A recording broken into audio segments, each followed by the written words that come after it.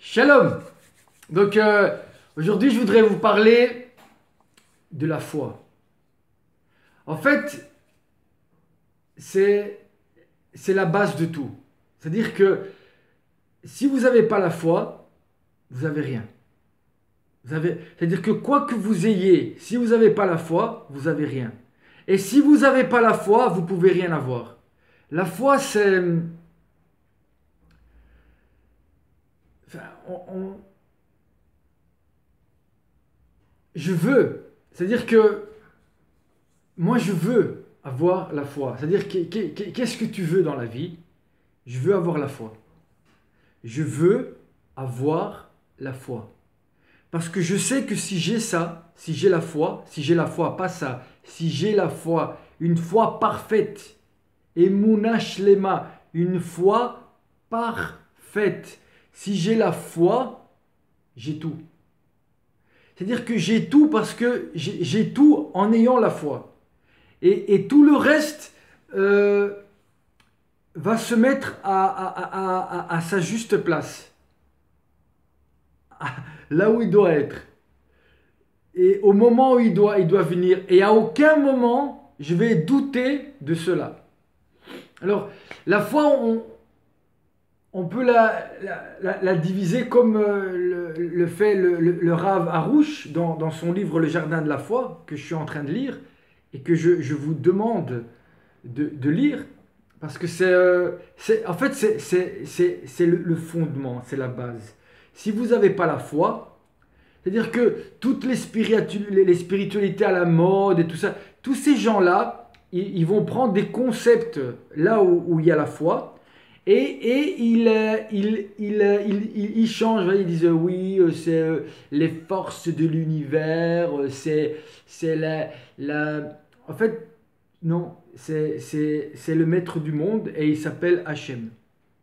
Voilà, c'est tout. Tout le reste, c'est pour pas trop... les gens, ils sont... alors, pourquoi les gens, ils ont un problème, entre autres, avec Dieu et donc avec la foi? Pourquoi? Parce que la foi, ça veut dire quoi? Ça veut dire, c'est que je crois que tout ce qui arrive, tout, en moi, avec les autres et dans le monde, c'est Dieu. C'est le bien. C'est bien. Ça, c'est le deuxième niveau déjà. Mais déjà, de croire que tout ce qui arrive dans le monde, tout, c'est bien.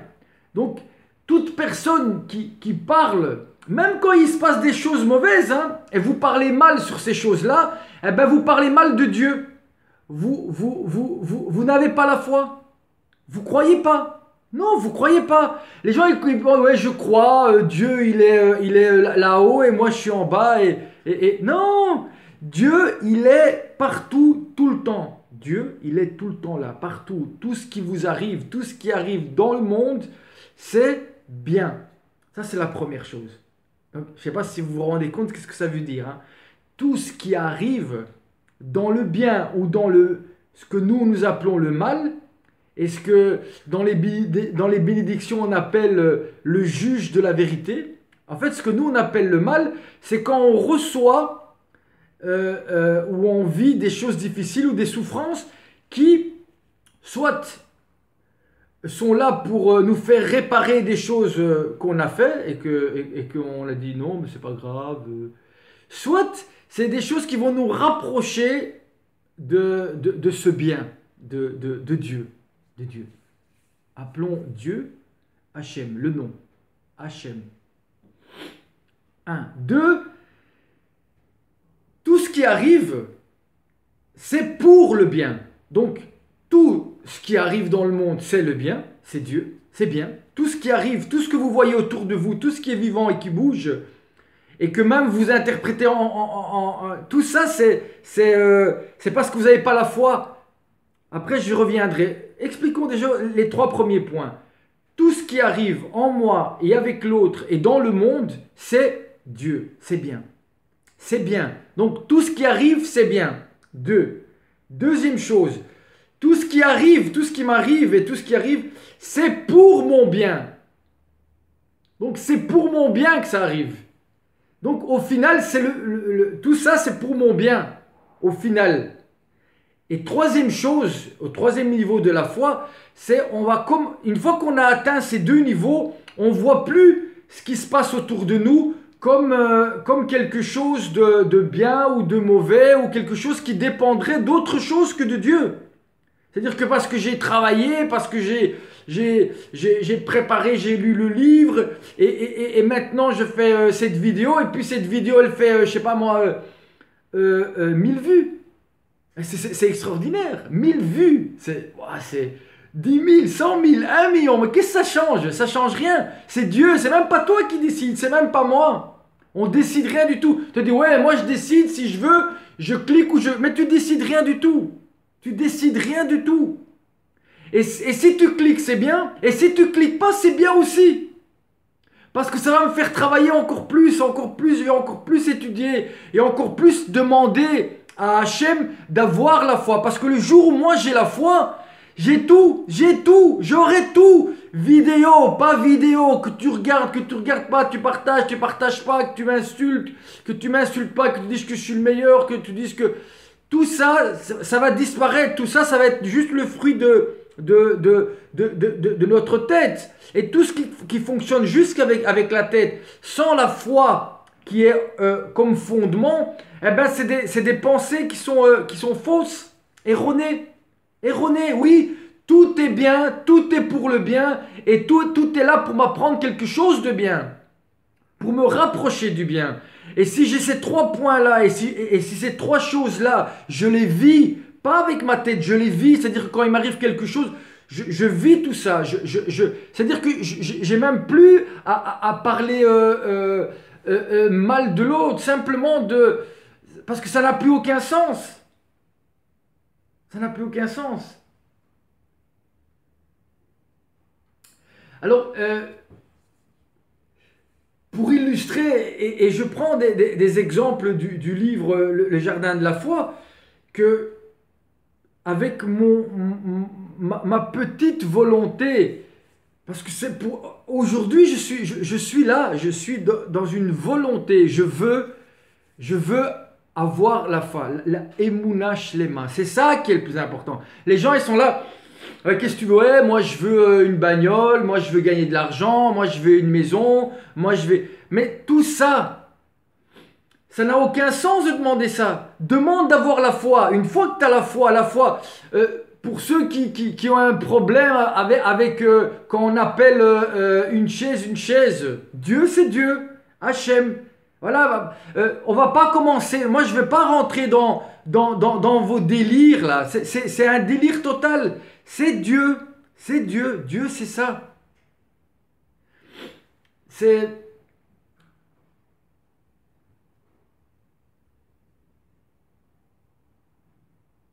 Et je vais prendre une histoire, ça sert à rien là je suis on est en train de parler, gauche-droite, des concepts. C'est la foi, ça se vit. Quelqu'un qui a la foi, ça se voit, ça se sent. Pas que ça se voit, ça se sent. C'est quelqu'un comme on dit, il y a un superbe passage qui dit « Dieu est avec moi, je ne crains rien ».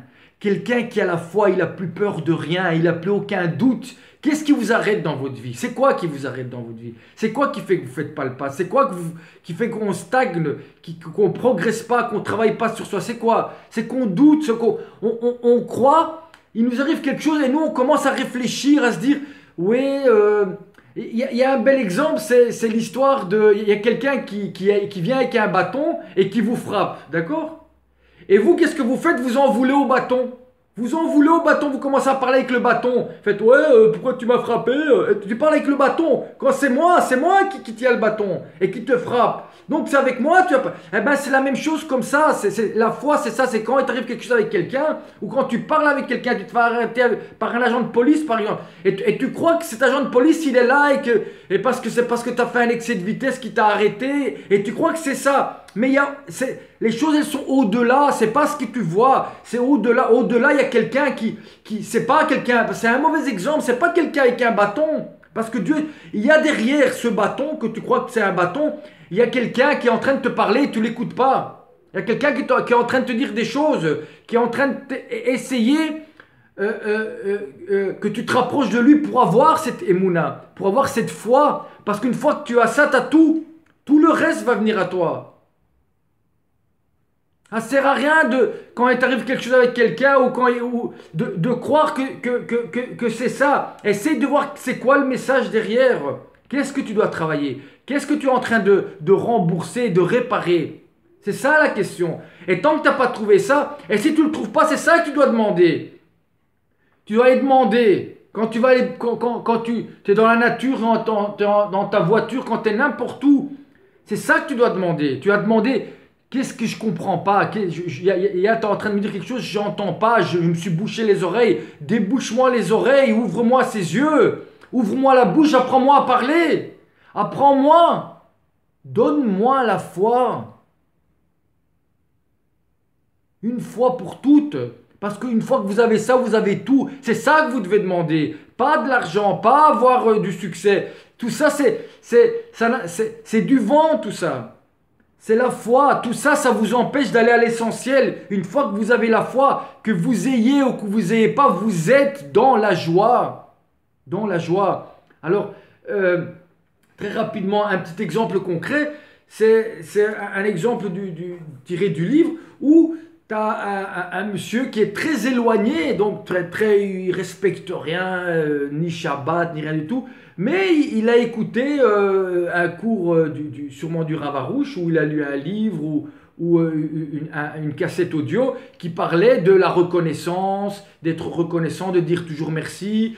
Quelqu'un qui dit toujours merci, c'est quoi? C'est parce qu'il est conscient que tout ce qui lui arrive, c'est un cadeau. C'est un cadeau, oui, tout ce qui arrive est un cadeau. Il suffit, des fois il faut le déballer, des fois il faut creuser pour aller...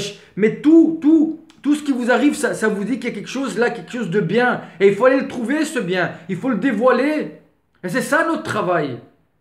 Et pas s'arrêter au bâton et commencer à parler avec un bâton. Mais qu'est-ce que tu parles avec le bâton? Le bâton, il va rien te dire. Le bâton, il n'y a pas de bâton. Il est dans ta tête, le bâton. C'est parce que tu penses avec ta tête et tu essayes de trouver des trucs rationnels. C'est le hasard, j'ai pas assez travaillé, j'ai pas assez ci, j'aurais dû faire ci. Non, c'est que tu n'as pas assez parlé avec Dieu, c'est que tu n'as pas compris, c'est que tu n'as pas assez de foi. Tu dois juste demander d'avoir un peu plus de foi. Et donc, ce type, il vient, il a été exprès à une conférence du Rav Arush et il va chez lui et il lui dit, voilà, moi je vous remercie, j'ai écouté une vidéo à vous. Et moi, ça m'a vraiment, ça a changé ma vie. Et il prend un exemple, c'est Job. Job, je ne sais pas si vous connaissez Job, c'est un personnage, vous devez lire ça, Job. Tu dois lire ça, Job. Job, tu dois le lire. Tu dois aller le lire, lis-le. Tu vas voir quelle richesse. Et à un moment, ce mec, il est vraiment le clochard, il a des boutons partout. Et le mec, il était milliardaire et il est devenu rien du tout. Et sa femme, elle vient chez lui, elle fait, mais regarde toi, regarde qu'est-ce que tu es, t'es encore là en train de me parler de Dieu, mais t'es malade dans le cerveau. Et qu'est-ce qu'elle lui dit? Qu'est-ce qu'il lui dit? Mettez-vous à sa place à lui. Sa femme, quand elle était riche, elle était aussi là. Et là maintenant, qu'est-ce qui a changé en lui? C'est toujours lui. Et qu'est-ce qu'elle lui dit? Qu'est-ce qu'elle lui dit? Elle lui dit, et lui, il lui dit, mais c'est de l'hypocrisie ça. Quand on était bien, là t'étais là. Et maintenant qu'on n'est pas bien, t'es plus là. Mais alors t'as jamais été là. Est-ce que vous comprenez ça, ce rapport par rapport à lui? C'est aussi le même rapport par rapport à Dieu. Mais je vais arrêter la vidéo et ben voilà, il y a 14 minutes, voilà. Ah, écoutez, voilà, c'est 14 minutes, ça veut dire que je mettrai cette vidéo sur YouTube et pas sur Facebook. Voilà. Et donc, ouais, parce que je veux quand même terminer l'histoire, parce que c'est ça qui est important. C'est pas Facebook qui va me limiter à moi. Alors, on continue l'histoire. Et donc, il dit ça au Rav Arush, que ça a changé sa vie, et patati et patala. Et le jour d'après, il va avec son frère. Il revient à un cours du Rav Arush avec son frère. Et son frère, c'est le mec orthodoxe, kippa, stremels, la totale, quoi. Le mec, bam, bam, vraiment... il se lève le matin à 6 h du matin, il prie, bam, bam, bam, et il arrive chez le Rav Arush et il commence à parler avec le Rav Arush et il dit voilà, je comprends pas, est-ce que c'est ça, je sers Hachem, regardez, j'ai des problèmes avec ma femme, je travaille pas, j'ai des problèmes d'argent, si ce serait pas mon frère qui m'aiderait, je serais en difficulté et tout. Hein. Et il commence à parler avec le Ravarouche et lui dit ce qui va pas. Et alors, le Ravarouche, pas besoin d'être le Ravarouche, même vous voyez quand même que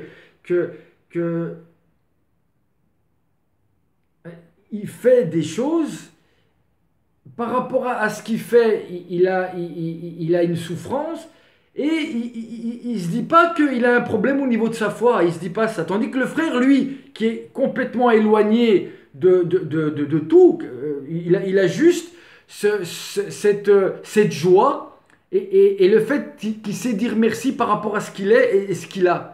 Et c'est ça, c'est ça. Lui, il a le carburant, tandis que l'autre, il a une voiture et il avance pas. Et l'autre, lui, il est à pied et il va arriver à destination. Il va arriver là où il doit arriver, c'est-à-dire là, à avoir la foi. Tandis que l'autre, il a une bagnole, il a une Ferrari, il doit juste aller dans la bonne... Et il va pas. C'est-à-dire qu'il a tout pour aller beaucoup plus vite que l'autre, mais il n'a pas le carburant, l'énergie, il n'a pas la foi. Et alors le Ravarouche lui dit ça, il dit, comment moi, j'ai pas la foi. Et je voudrais faire une petite parenthèse. L'orgueil, c'est pas juste, voilà, moi on pourrait croire que je suis orgueilleux, voilà. L'orgueil, des fois, hein, c'est le type qui va faire tout pour être juste. C'est-à-dire, il fait les choses pour qu'on le voit comme quelqu'un, pour que lui se voit ou qu'on voit. C'est-à-dire qu'il n'éprouve aucun plaisir à faire ce qu'il fait. C'est comme que j'avais pensé à cet exemple, un oiseau. Un oiseau, quand ça vole, il a du plaisir à voler. Regardez les oiseaux. Alors imaginez, maintenant il y a un oiseau, il fait comme ça. Il fait comme ça avec ses ailes.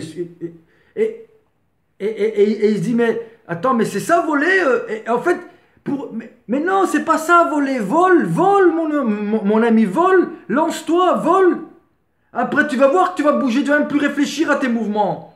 Et il y a des... Et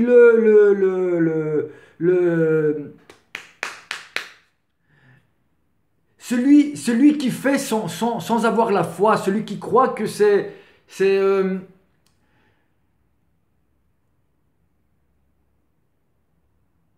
t'es pas heureux, si t'es pas joyeux, ça veut dire que tu as un problème, mon ami. Il y a un problème alors ça sert à rien d'apprendre des trucs si tu règles pas ce problème-là. Tu dois régler ce problème-là qui est à la base, la fondation de tout.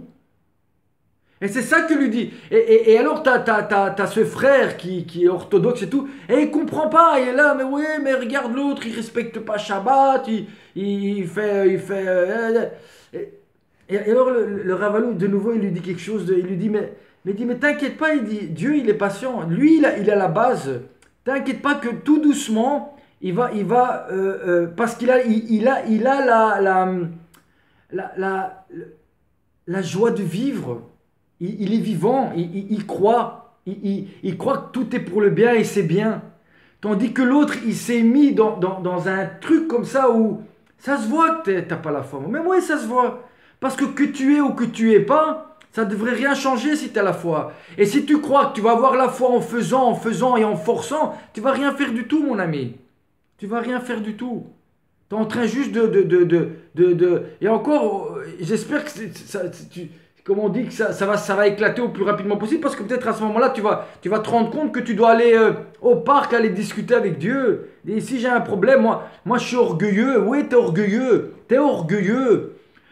Dans l'histoire du simple et du chacham, de l'intelligent, le chacham, c'est lui, c'est l'orthodoxe, là. C'est lui le chacham. Il fait toute sa prière parfaite et tout, pam, pam. Il fait tam, tam, il fait waouh, il fait tout bien.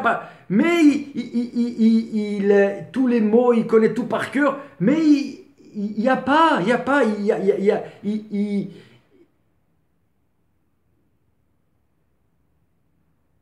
Et si dans sa prière, il fait un mot de travers, du coup, il commande, ouais, j'ai mal pris.